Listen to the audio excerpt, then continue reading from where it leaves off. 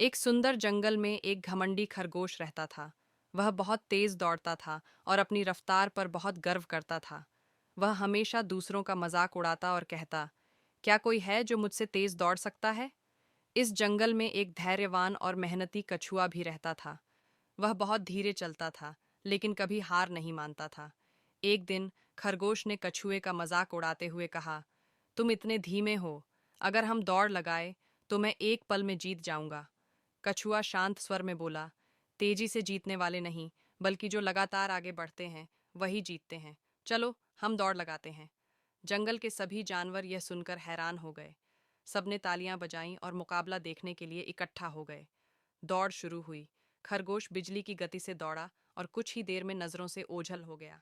दूसरी ओर कछुआ धीरे धीरे लेकिन लगातार चलता रहा। खरगोश बहुत आगे निकल चुका था। उसने पीछे मुड़कर देखा और कछुए को बहुत दूर पाया। हंसते हुए उसने कहा, अभी तो कछुआ बहुत पीछे है, मैं थोड़ा आराम कर लेता हूँ। यह सोचकर वह एक पेड़ के नीचे लेट गया और जल्द ही गहरी नींद में सो गया। दूसरी ओर कछुआ बिना रुके चलता रहा। उसने खरगोश को सोते हुए देखा, लेकिन रुका नहीं। वह धीरे धीरे मगर लगातार फिनिश लाइन की ओर बढ़ता रहा। कुछ देर बाद खरगोश जाग गया।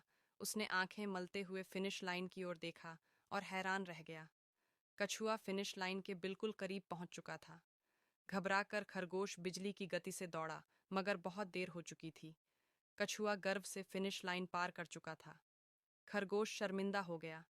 वह समझ गया कि सिर्फ तेज होना ही काफी नहीं, बल्कि धैर्य और लगातार मेहनत करना ही असली सफलता है। जंगल के सभी जानवर तालियां बजाने लगे और कछुआ मुस्कुराकर बोला, सफलता उन्हें मिलती है जो कभी हार नहीं मानते। नतीजा, बच्चों, इस कहानी से हमें यह सीख मिलती है कि जीवन में सफलता पाने के लिए निरंतरता, मेहनत और धैर्य बहुत जरूरी है। कभी घमंड मत करो और कभी हार मत मानो।